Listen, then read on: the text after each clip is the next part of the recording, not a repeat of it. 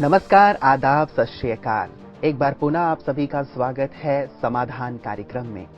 मित्रों, ये एक ऐसा कार्यक्रम है जिसमें हम विभिन्न समस्याओं की चर्चा करते हैं, उन समस्याओं के विभिन्न पहलुओं पर चर्चा करते हुए उसके समाधान तक पहुंचने का प्रयास करते हैं।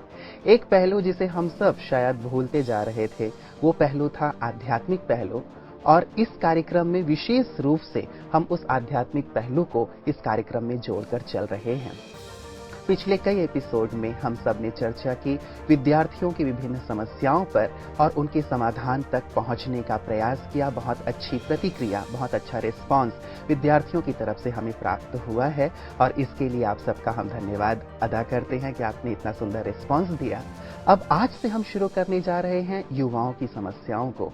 युवा वर्ग जो हमारे देश की बहुत बड़ी संपत्ति है और युवा किसी भी राष्ट्र की बहुत बड़ी संपत्ति होती है। युवा वर्ग यदि सही दिशा में चले, युवा वर्ग यदि अपनी शक्तियों का सही इस्तेमाल करे, तो निश्चित रूप से कोई भी राष्ट्र बहुत ही संपन्न, बहुत ही श्रेष्ठ और बहुत ही महान बन सकता है। इसमें कोई भी दो राय नहीं है, दो मत नहीं है।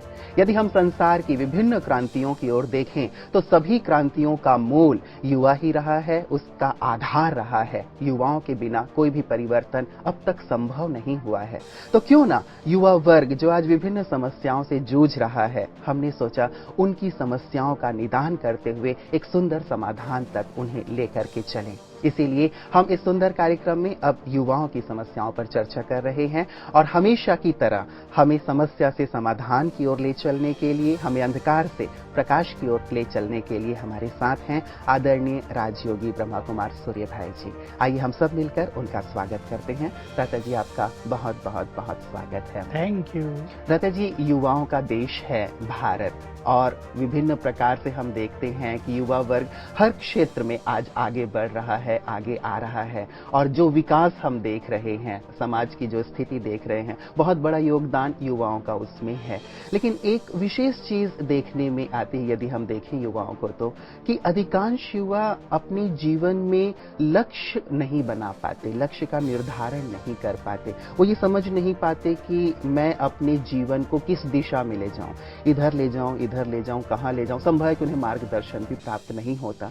तो आज हम विशेष करके चर्चा करेंगे कि लक्ष्य कितना इंपॉर्टेंट है। Very good. भ्राता जी, मैं ये जानना चाहूंगा कि क्या सचमुच लक्ष्य बनाना जरूरी है या बिना लक्ष्य के भी किसी का जीवन चल सकता है? देखिए, जैसा आपने कहा, ये सत्य है कि युवक हमारे देश की शान हैं जी। हमें उन पर गर्व है। उनमें से ही कई युवक महान वैज्ञानिक बनकर संसार को कुछ अद्भुत चीज देंगे जी। इनमें से ही कुछ महान युवक बड़े बड़े इंजीनियर्स बनकर कुछ नई चीजें पैदा करेंगे, क्रिएट करेंगे। इनमें से ही कुछ बहुत ही श्रेष्ठ तरह के नेता बन सकते हैं आगे चलकर, और अभिनेता भी। तो वास्तव में युवा काल मनुष्य का एक बहुत सुंदर काल होता है जिसमें वो अपने भावी जीवन का निर्माण करता है। और जैसा आपने कहा, लक्ष्य का सचमुच बहुत महत्व है। लक्ष्य विहीन जीवन तो वैसे ही है जैसे पहले समय में बिना ब्रेक के साइकिल और आजकल बिना ब्रेक के बहुत सारी गाड़ियां जो ढलान पे चल रही हो और ब्रेक ना हो तो एक्सीडेंट भी होगा, गाड़ियां भी टूटेंगी, खुद को भी चोट लगेगी। इसलिए लक्ष्य युक्त जीवन जीना, इससे ही हमारा समय, हमारी एनर्जी, हमारी मन, हमारी बुद्धि, धन सब सफल होता है। अगर जीवन का कोई लक्ष्य ही ना हो और हम चलते जा रहे हों, हमें ये पता ना हो कि किधर जाना है, तो हमारा चलना हमें थकाएगा भी और मंजिल पर हम कभी नहीं पहुंच पाएंगे। ये तो ऐसा हो जाएगा भ्राता जी जैसे सागर में कोई कश्ती हो और उसके नाविक को ये पता ही ना हो कि उसे किस दिशा में जाना है। हाँ, फिर उसे तूफान जिधर चाहे ले जाएं, लहरें अपनी चपेट में लेकर चाहे उसे नष्ट भी कर दें और चाहे उस जहां उसे पहुंचना चाहिए था उसकी बिल्कुल विपरीत दिशा में उसको ले जाकर उसके जीवन में हताशा, निराशा पूरी तरह से भर दें। जी जी जी जी। मान लीजिए जैसे हम किसी भी बस या ट्रेन में भी तो नहीं बैठते जिसके गंतव्य का हमें पता नहीं होता है, और यदि हम बैठ जाते हैं तो हम कहीं के कहीं पहुंच जाते हैं। या ये कह लिया जाए कि कोई बेतहाशा भागा जा रहा हो लेकिन उसे ये ही ना पता हो कि वो कहाँ भागा जा रहा है, इसलिए एक लक्ष्य का निर्धारण बहुत आवश्यक हो जाता है। तो भ्राता जी, कई बार सपने और लक्ष्य दोनों में अंतर करना थोड़ा सा कठिन हो जाता है युवाओं के लिए। बहुत बार सपने तो प्रायः सभी देखते हैं, सभी युवा देखते हैं कि मैं ये करूंगा, ये बनूंगा, मेरे जीवन में ये होना चाहिए, आदि आदि इत्यादि। हर एक सचिन तेंदुलकर बनना चाहता है, हर एक धोनी जैसा बनना चाहता है, हर एक जो हमारे स्टार हैं, चाहे वो शाहरुख खान है, अमिताभ बच्चन है, उन जैसा बनना चाहता है। लेकिन उन्होंने ऐसा बनने के लिए कितनी मेहनत और परिश्रम की, शायद इसके पीछे वो नहीं देखना चाहता। हाँ, इसके पीछे एक्चुअली ड्रीम्स के साथ साथ लक्ष्य भी था उनके सामने जी। और यही कि ड्रीम तो हर व्यक्ति बहुत अच्छे अच्छे देखता है, और विशेषकर युवक उनके मनपसंद जो भी एक्टर हो या खिलाड़ी हो या कोई वैज्ञानिक हो या नेता हो, वैसा बनने के स्वप्न तो वो हमेशा ही देखते रहते हैं। लेकिन लक्ष्य के साथ एक और चीज भी जुड़ी होती है, एक सुंदर प्लानिंग, वैसी मेंटलिटी बनाकर चलना, वैसी ही बुद्धि को लेकर चलना, वैसे संसाधन जुटाना। इसलिए लक्ष्य कहीं बेहतर है स्वप्नों से। लेकिन पहले मनुष्य ड्रीम अवश्य देखेगा, देखना आवश्यक है। लेकिन ड्रीम को यदि वो अपने सुंदर लक्ष्य में बदल ले तो ये लक्ष्य उसे वहीं ले जाएगा जहां वो जाना चाहता है। मतलब केवल सपने ना देखता रहे। जैसे हमारे यहाँ कई बार कहते हैं कि दिवा स्वप्न, कि तुम तो दिन दहाड़े सपने देख रहे हो और कर कुछ नहीं रहे हो। और किसी ने बहुत अच्छा कहा है कि जो व्यक्ति सपने देखता है वो सो नहीं पाता, क्योंकि वो अपने सपने को पूरा करने में लग जाता है। तो केवल सपने ना देखें, लेकिन लक्ष्य बनाए, अर्थात कुछ ठोस उसके पीछे प्लानिंग अवश्य उनकी होनी चाहिए। इसमें ये बात हम पहले से ही शुरू कर देते हैं जी, कि जब मनुष्य एक लक्ष्य बनाता है सुंदर जी, और वो लक्ष्य भी बहुत दृढ़ता के साथ बनाए, सुन कर नहीं, ये नहीं उसने कहा तो ये लक्ष्य बना लिया, कल उसने दूसरा कह दिया तो लक्ष्य बदल दिया। अगर एक निश्चित लक्ष्य मनुष्य बना ले, चाहे वो 1 साल के लिए बनाए या 5 साल के लिए बनाए या पूरे जीवन के लिए बनाए, वैसे छोटे छोटे लक्ष्य बनाना अति उत्तम होता है। तो क्या होगा कि ब्रेन की समस्त शक्तियां, बल्कि अगर वो स्पिरिचुअल भी है तो ब्रह्मांड की समस्त शक्तियां उसको मदद करने लगेंगी उस लक्ष्य तक पहुंचाने के लिए। मान लो उसके पास पैसा नहीं है तो ये सब शक्तियां पैसा जुटाने लगेंगी। मान लो उसके कोई साथी नहीं है तो उसको साथी तैयार कराने लगेंगी। जैसी अपॉर्चुनिटी उसे चाहिए, जैसे खुले द्वार उसे चाहिए उस लक्ष्य तक पहुंचने के लिए, ये ब्रह्मांड की समस्त शक्तियां वो द्वार खोलने लगेंगी। इसलिए लक्ष्य का दृढ़ता पूर्वक निर्धारण करना परम आवश्यक है। जैसे किसी महापुरुष ने कहा भी है भ्राता जी कि जितना हम सोचते हैं पाने का या जो हमारा लक्ष्य होता है उतना ही हमें मिलता है। यदि हमने छोटा सोचा होगा तो हमें छोटा ही मिलेगा, और यदि हम बड़ा सोचेंगे कि हाँ ये मेरा लक्ष्य है तो हमें वो मिलेगा। और किसी ने ये भी बहुत खूब कहा है कि अपना लक्ष्य हमेशा सितारों पे चढ़ना बनाओ, ताकि वहां तक नहीं भी पहुंच पाए तो कम से कम चांद तक तो पहुंच ही जाओ। बिल्कुल, ये ठीक बात है। लक्ष्य हमारा बहुत ऊंचा हो, लेकिन जैसा मैं कह रहा हूं कि कई युवक लक्ष्य बना लेते हैं और सोचते हैं जो प्राचीन काल में लोगों ने कहा है, फिलोसोफर्स ने कहा, चिंतकों ने कहा है, वो तो कुछ हो नहीं रहा। तो इसमें कहीं ना कहीं उस लक्ष्य को निर्धारण करने में, उस तक पहुंचने में जो मनुष्य को दृढ़ता होनी चाहिए उसमें वो मनुष्य कमी रख देता है। देखिए, दोनों तीनों चीजें हैं। लक्ष्य निर्धारित करना, वो भी दृढ़ता के साथ एक ही लक्ष्य। दूसरी चीज है उसकी सुंदर प्लानिंग बनाना, और तीसरी इंपॉर्टेंट चीज है उस प्लानिंग को फॉलो करना, यानी हार्ड वर्क करना उस लक्ष्य तक पहुंचने के लिए। बहुत सुंदर। मतलब यदि स्वप्न और लक्ष्य को हम यदि थोड़ा सा इनमें भेद करना चाहें तो यही होगा कि स्वप्न के साथ कोई भी प्लानिंग नहीं होती, हार्ड वर्क नहीं होता, डेडिकेशन नहीं है। लेकिन यदि हमने लक्ष्य बनाया है तो ये सभी चीजें उसमें शामिल होंगी। डिसिप्लिन भी होगा, डेडिकेशन भी होगा और डिटर्मिनेशन भी होगा, और साथ ही एक डेडलाइन भी वो बनाएंगे कि हमें इस समय तक अपने लक्ष्य को हासिल कर लेना है। भ्राता जी, एक चीज और कहीं ना कहीं जो युवाओं में कह लें या किसी भी वर्ग में कह लें जो आता है, एक आपने शास्त्रों की बात कही तो वो बात मेरे ध्यान में आ गई। किसी ने कहा है कि अजगर करे ना चाकरी, पंछी करे ना काम, दास मलुका कह गए सबके दाता राम। तो जब दाता राम देने वाला बैठा हुआ है तो हम क्यों ना मस्ती से अपना जीवन देखिए, ये तो जिसने कहा वो खुद दास था, इसलिए जिन्हें दास बनना हो वो तो भाग्य के भरोसे अपने भविष्य को छोड़ दें, लेकिन जिन्हें राजा बनना है, माना कुछ करना है, जिनका भावी लक्ष्य बहुत सुंदर है, उनको तो एक सुंदर लक्ष्य बनाना ही पड़ेगा और उसके लिए दृढ़ प्रतिज्ञ होकर कठिन परिश्रम करना ही पड़ेगा। तो एक केपीएम कल्चर जो ज्यादातर भ्राता जी आजकल चला आ रहा है कि खाओ पियो मौज करो, बाकी कल कौन देखता है और कल क्या होगा वो देखा जाएगा वाली बात है। गीत भी है कि देख सोचना क्या, जो भी होगा देखा जाएगा। तो यदि इस सिद्धांत पे चलते हैं कहीं ना कहीं भविष्य में थोड़ी उदासी निराशा। केपीएम में ये है खाओ पियो तक तो ठीक है, लेकिन जो मौज है वो थोड़े दिन रहती है। कई खाने पीने वाले लोग बिस्तरों पे पड़े हैं, कई हॉस्पिटल्स में पड़े हैं, और कईयों की मौज पूरी तरह नष्ट हो गई है जब उनके मन को निगेटिविटी ने घेर लिया है। इसलिए इसका एक यथार्थ अर्थ हमें ले लेना चाहिए और निश्चित रूप से कठिन परिश्रम करने के लिए तैयार रहना चाहिए। इस संसार में हम कुछ ऐसे लोगों को भी देखते हैं जिनको थोड़ी परिश्रम से ज्यादा सफलता मिलती है।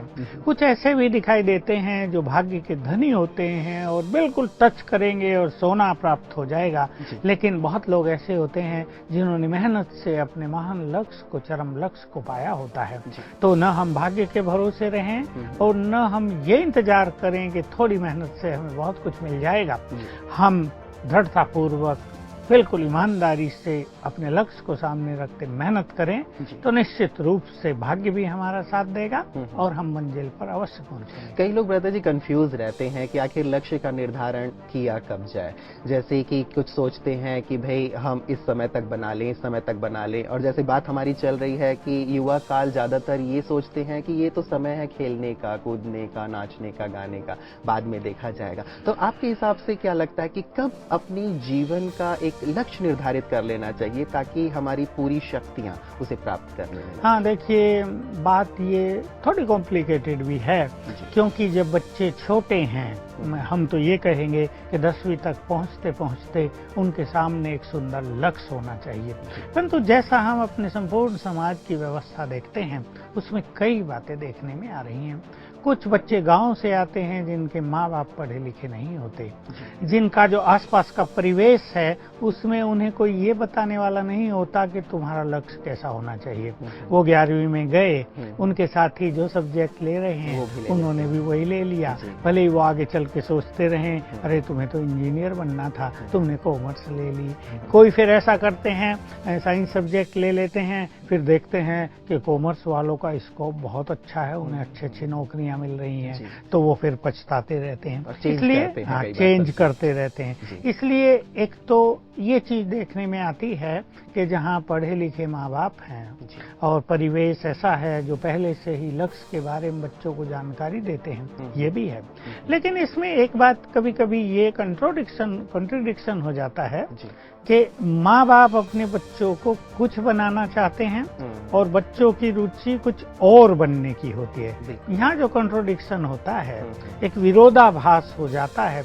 अब मान लो बच्चे माँ बाप के आज्ञा अनुसार वो अपने माँ बाप को खुश करना चाहते हैं कि भाई माँ बाप पैसा खर्च कर रहे हैं, वो हमसे बहुत प्यार करते हैं, तो उनकी इच्छा है मेरा ये लड़का डॉक्टर ही बने और वो बिल्कुल उसके लिए जोर लगा रहे हैं। लेकिन बच्चे की रुचि कुछ और है, अब वो और सब्जेक्ट लेना चाहता है, मान लो वो सीए बनना चाहता है, मान लो वो एक बहुत अच्छा स्पोर्ट्समैन बनना चाहता है, तो यहाँ भी एक संघर्ष होता है लक्ष्य के निर्धारण में। तो ज्यादातर ऐसी स्थिति में क्या करें भ्राता जी? और मैं समझता हूँ आम तौर पे 10 में से यदि 8 परिवार को देखा जाए तो ये सिचुएशन तो आती ही होगी कि पेरेंट्स जो उनकी इच्छा रही हो और वो ना कर पाए हो तो वो चाहते हैं कि उनके बच्चे वो पूरा करें, लेकिन बच्चों की इच्छा, रुचि, योग्यता, इन सब चीजों को वो शायद नहीं देख पाते या समझ पाते। तो और भी दूसरी तरफ से भी होता है कि मान लो बच्चा डॉक्टर बनना चाहता है, उसने देखा है डॉक्टरों की बहुत कमाई है, डॉक्टरों का बड़ा मान है, या डॉक्टर दूसरों को सुख भी बहुत दे रहे हैं, उसकी इच्छा है मैं भी दूसरों की पीड़ा समाप्त करके सबको सुख दूं, समाज में मेरा नाम भी हो, वो अपनी ये इच्छा रखता है, ये लक्ष्य बनाना चाहता है। लेकिन माँ बाप आर्थिक दृष्टि से उतने सक्षम नहीं हैं। अभी आजकल मेडिकल के लिए बहुत पैसा चाहिए, पहले डोनेशन ही 25-25 लाख चाहिए। अब वो ये भी सोचता है कि क्या मैं अपने बच्चों को, अपने माँ बाप को गरीबी में छोड़कर डॉक्टर बन जाऊं, या मैं आयुर्वेद की ओर चला जाऊं, डॉक्टरी बनना है तो होम्योपैथी ले लूं। अब यहाँ भी उसके मन में एक संघर्ष रहता है। आखिर इस सब में एक मिलन, एक हार्मनी लानी ही पड़ेगी, और उसका तरीका ये है कि दोनों मिल बैठकर इस पे चर्चा करें, जहां माँ बाप को भी कठिनाई न हो आर्थिक दृष्टि से, और जो माँ बाप की इच्छाएं हैं वो बच्चों के थोपी भी न जाएं, और बच्चों के जो स्वतंत्र विचार हैं, जो उनकी रुचि है, जो कुछ वो बनना चाहते हैं, उसका भी कहीं ना कहीं दमन न हो, और वो एक स्वतंत्र परिवेश प्राप्त कर सकें। तो दोनों को आपस में बैठकर इस पे चर्चा करनी ये बहुत सुंदर बात भ्राता जी आपने कही। जब तक ये जो एक गैप है वो दूर नहीं होगा तो वो बच्चा भी परेशान होता रहता है और पेरेंट्स भी कहीं ना कहीं परेशान होते रहते हैं। और यदि ये हो तो एक सुंदर लक्ष्य, और वैसे भी लक्ष्य का निर्धारण यदि बच्चे करते हैं तो अपने पेरेंट्स के साथ बैठ करके जरूर इस विषय को चर्चा करनी चाहिए कि किस प्रकार से मैं आगे बढ़ सकता हूँ या क्या क्या मेरे लिए स्कोप हो सकता है। तो एक बहुत अच्छी बात होगी। भ्राता जी, एक चीज इसके साथ मैं पूछना चाहता था आपसे। कई बार ये होता है कि युवा वर्ग या पेरेंट्स अपने बच्चों के लिए एक लक्ष्य तो निर्धारित कर देते हैं, लेकिन जैसे ही लक्ष्य के पथ पे चलने की बात आती है तो बहुत सारी समस्याएं आनी शुरू हो जाती हैं। तो ये भी एक कारण बन जाता है कि बार बार व्यक्ति लक्ष्य बनाने से भय खाने लगता है कि मैं लक्ष्य बनाता हूं और मुझे वो प्राप्त नहीं होता है। इसलिए मैंने कहा कि बच्चे की रुचि का ध्यान रखना परम आवश्यक है। मान लो वो कॉमर्स में बहुत होशियार है, उसकी रुचि उधर जा रही है, और मान लो माँ बाप उसे एक अच्छा इंजीनियर बनाना चाहते हैं, उसके और लोग भी बहुत इंजीनियर हैं और पहले से उन्होंने भी ड्रीम्स देखे हैं कि हम अपने बच्चे को इंजीनियर बनाएंगे, लेकिन बच्चा बहुत रुचि ले रहा है कॉमर्स के सब्जेक्ट में। तो यहाँ माँ बाप को इस समझदारी का परिचय देना चाहिए कि वो फील्ड भी बहुत सुंदर है। अब क्योंकि जीवन बच्चे का है, माँ बाप का नहीं। जो लक्ष्य बनाएगा बच्चा, उसका बुरा इफेक्ट या अच्छा इफेक्ट उसके भावी जीवन पर आने वाला है। इसलिए बच्चे की हर क्षमता को समझते हुए, उसकी रुचि को समझते हुए, उसकी चॉइस को प्रथम स्थान देना चाहिए। जी भ्राता जी, ये तो हो गई एक उनके परीक्षा से जुड़ी हुई बात कह लीजिए या फिर सब्जेक्ट से जुड़ी हुई बात कह लीजिए। लेकिन लक्ष्य की जहां तक बात आती है, युवा वर्ग को यदि हम लेते हैं तो केवल यही तो एक लक्ष्य नहीं है कि हमें पढ़ाई ही पढ़नी है या पढ़ाई में ही एक लक्ष्य बनाना है। इसके इतर या इसके अलावा क्या ध्येय पूरे जीवन के लिए होना चाहिए ताकि उनका सर्वांगीण विकास? बिल्कुल, ये बहुत सुंदर बात है, और ये हमारे समाज को और हमारे युवकों को, बच्चों को बहुत अच्छी तरह जाननी चाहिए, और इसको मतलब इसकी अवेयरनेस होनी चाहिए, इसको इग्नोर नहीं करना चाहिए। क्योंकि हम देखते हैं बहुत बच्चे अच्छे डॉक्टर बन गए, लेकिन थोड़े दिनों में टेंशन रहने लगी और वो अपने मेडिकल प्रोफेशन को एंजॉय नहीं कर पाए। हमारे सामने ऐसे बच्चे आते हैं कि इंजीनियर बन गए, बहुत हाई परसेंटेज उनकी आ गई, फिर DRDO में साइंटिस्ट वो बन गए, लेकिन अपने साथियों के साथ कोप अप नहीं कर पा रहे हैं, मिलन हो ही नहीं रहा है, तो टेंशन में रहने लगे हैं। और भी कईयों के साथ ऐसा हुआ है कि अभी आयु 30 साल की हुई है और रोगी रहने लगे हैं, उनको इस चीज का पता ही नहीं है। कईयों को कदम कदम पर जब असफलता होने लगी, वहाँ कंपटीशन का एक युग आ गया उनके सामने, उनके 20 साथी हैं, बहुत जबरदस्त कंपटीशन उनके सामने है। अच्छा, उनके बॉस जो हैं उनकी ओर से कहीं अच्छा कहीं बुरा व्यवहार होने लगा, लोग कह देते हैं हमारे बॉस हमें टॉर्चर कर रहे हैं। इन सब को फेस करने के लिए, इन सब में जीवन को एंजॉय करने के लिए, जैसा आपने कहा एजुकेशनल जो हमारा डेस्टिनेशन है, एम ऑब्जेक्ट है, उसके साथ साथ मनुष्य को हेल्थ का ध्यान रखना, उसकी एक जनरल नॉलेज रखना, उसके बारे में केयर रखना पहले से ही, ये भी बहुत आवश्यक है। सोशल लाइफ जिसमें उसको रहना है आगे चलकर, उसे लोगों के संपर्क में आना है, उसके बहुत सारे रिलेटिव्स होंगे, उनको भी उन्हें प्रसन्न रखना है, उन पर भी उसकी एक बहुत अच्छी छाप हो। इसके साथ साथ जिसकी आजकल बहुत आवश्यकता महसूस हो रही है, स्पिरिचुअलिटी, उसको ये भी पता होना चाहिए तू है कौन, कहाँ से इस संसार में आया है, आखिर तेरी इनर पावर कैसे बढ़ेंगी।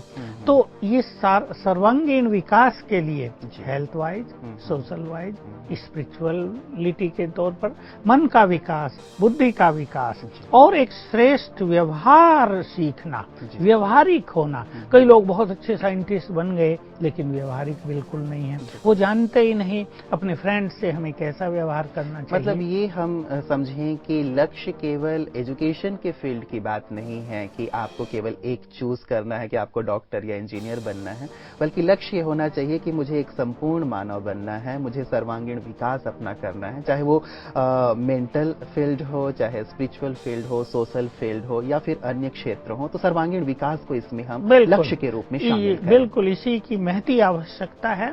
कई बार मनुष्य केवल धन कमाने को अपना लक्ष्य बना लेता है, धन के पीछे वो कोई गलत काम करने लगता है और उससे दूसरी ओर उसका कैरियर नष्ट ही होने के कगार पर पहुंच जाता है। तो सर्वांगीण विकास, सर्वांगीण बौद्धिक विकास, सर्वांगीण अवेयरनेस, उसकी नॉलेज रखना, ये संपूर्ण उन्नति के लिए, जीवन को एंजॉय करने के लिए बहुत आवश्यक है। ये सर्वांगीण विकास की जब बात आती है भ्राता जी, अब ज्यादातर यूथ अपने कैरियर पे ही फोकस्ड होते हैं कि पहले अपना कैरियर बना लिया जाए जिस भी फील्ड में वो बनाना चाहते हैं। तो ये सब चीजें कहीं ना कहीं थोड़ी सी सेकेंडरी हो जाती हैं या नगण्य हो जाती हैं। इन सब चीजों को साथ में लेकर के वो कैसे आगे? हाँ देखिए, सबको साथ लेकर चला जा सकता है। हेल्थ अच्छी होगी तो पढ़ाई में भी वो बहुत अच्छे हो सकते हैं। मान लो बीमार ही रहने लगे, उनको सर्दी जुकाम रहने लगी, उनको बुखार होने लगा, छोटी छोटी बातों पर हम ध्यान दें। या आजकल जो एक बहुत बुरी बीमारी चल रही है, पेट खराब रहने लगा बच्चों का, तो उससे उनकी मेमोरी पावर पर, उनकी इंटेलेक्चुअल कैपेबिलिटी पर बहुत बुरा असर पड़ता रहेगा। तो एक छोटी छोटी अवेयरनेस, एक जनरल नॉलेज, हम ये नहीं कह रहे उन्हें डॉक्टर बन जाना चाहिए, पर अपनी हेल्थ को कैसे ठीक रखें, क्या खाएं क्या न खाएं, पानी कितना पिएं, कब पिएं कब न पिएं, इसकी अवेयरनेस उनको होनी चाहिए। रही बात स्पिरिचुअलिटी की, ये तो एक ऐसा सब्जेक्ट है, ये तो एक एजुकेशन है और उसी एजुकेशन के साथ इसको भी जोड़ दिया जाए, इसमें समय नहीं लगता, इसमें कोई अलग से टाइम देने की जरूरत नहीं होती। ये तो अपनी अवेयरनेस है, ये तो अपने मन के विचारों को शुद्ध रखने की बात है, अपने को एनर्जेटिक रखने की बात है। और तीसरी बात जो है, जो बहुत काम आती है मनुष्य के जीवन में, व्यवहार। मनुष्य को रमणीक भी होना चाहिए, तो कहीं गंभीर भी होना चाहिए, उसकी वाणी दूसरों को सुख देने वाली भी होनी चाहिए। जो व्यवहारिक लेवल है मनुष्य का, उसमें भी उसको ज्यादा समय देने की जरूरत नहीं, छोटी छोटी बातें जीवन में सीखते रहनी चाहिए। तो ये सब एक साथ आगे बढ़ सकता है। जी जी जी, मतलब कंप्लीटली यदि वो फोकस्ड है भी अपनी पढ़ाई पे तो अच्छी बात है, लेकिन इन सब पहलुओं पर भी जरूर विचार करके इनको भी विकसित अवश्य करें। पता जी, जब कभी एक लक्ष्य की बात आती है, ध्येय निर्धारण की बात आती है, तो बहुत सारे जो युवा हैं बड़े लक्ष्यों को बनाने में कई बार हिचकते हैं। तो क्या कारण हो सकता है कि ज्यादातर लोग लक्ष्य निर्धारण नहीं करते? एक मैं आपके सामने आंकड़ा रखना चाहूंगा कि पश्चिमी देशों में एक सर्वे किया गया, तो वहां ये पाया गया कि वो लोग अपने जीवन में सबसे ज्यादा सफल रहे जिन्होंने अपने लक्ष्य का निर्धारण किया था और लिखित में जिनके पास उनका लक्ष्य था। और उन्होंने ये पाया कि 3% लोग ही थे, उन्होंने एक गैदरिंग ली थी, कुछ लोगों को लिया था, उनमें से 3% लोगों के पास ही उनका लिखित लक्ष्य था। और 10 साल बाद उन्होंने देखा कि यही 3% लोग समाज में, संसार में सफल हैं, बाकी के लोग सफल नहीं हैं। तो ये आंकड़े ये बताते हैं कि लक्ष्य इतना इंपॉर्टेंट है, फिर भी ज्यादातर युवा अपने पास लक्ष्य का एक लिखित स्वरूप क्यों नहीं रखता या लक्ष्य बनाने में हिचकता क्यों? हाँ देखिए, जैसे मैं 2-3 फील्ड लूं, आईएएस करना, आईपीएस करना, जी, जो एडमिनिस्ट्रेटिव सर्विस है हमारे देश में। दूसरा एक इंजीनियरिंग का फील्ड है बहुत अच्छा, एक मेडिकल का फील्ड है, एक सीए, कॉमर्स, अकाउंट अकाउंट्स ये फील्ड है, जी। बिजनेस का फील्ड है, एमबीए कई लोग करते हैं। अब कई लोगों के पास क्या है, उनका फ्रेंड सर्किल ऐसा होता है जो उन्हें कहता रहता है, अरे तुम इंजीनियरिंग करोगे, नौकरी तो मिलनी नहीं है, कहाँ से इतना मेहनत करोगे, इतना पैसा खर्च करोगे, छोड़ो इस फील्ड को। आईएएस और लाखों कैंडिडेट बैठते हैं हर एग्जाम में, उनमें से थोड़े से 200-250 का सिलेक्शन होगा, तुम्हारा कहाँ नंबर आने वाला है, क्यों टाइम वेस्ट कर रहे हो। ऐसे ऐसे जो निगेटिव अप्रोच मनुष्य को, बच्चों को मिलती है, उससे कहीं ना कहीं बच्चे अपना लक्ष्य ठीक से निर्धारित करते नहीं हैं। लेकिन मैं उनको राय दूंगा कि बच्चे इस तरह सोचें कि इंजीनियरिंग कर रहे हैं बच्चे, बहुतों को तो सुंदर नौकरी मिल रही है, उनमें से मैं भी एक हूँगा। मेडिकल कर रहे हैं, सफल हो रहे हैं, सफल डॉक्टर बन रहे हैं, मैं भी सफल डॉक्टर बनूंगा। आईएएस आईपीएस के लिए कैंडिडेट्स जा रहे हैं, मैं उस फील्ड में भी संपूर्ण सफलता को प्राप्त करूंगा। ठीक है, पैसा नहीं है, उसका भी इंतजाम कहीं ना कहीं से अवश्य हो जाएगा। तो ऐसी दृढ़ता के साथ अगर वो चलेंगे तो निश्चित रूप से अपना लक्ष्य लिखेंगे, उसको निर्धारित करेंगे। अपने अंदर मतलब नेगेटिविटी नहीं आने दें। ज्यादातर ये हो रहा है कि लोगों ने कुछ कह दिया, कोई बात उनके अंदर डाल दी कि इतनी कंपटीशन है, इतने सारे लोग दे रहे हैं, तुम्हारे पास वो क्षमता या योग्यता नहीं है, तुम कंपटीशन में खड़े नहीं हो पाओगे।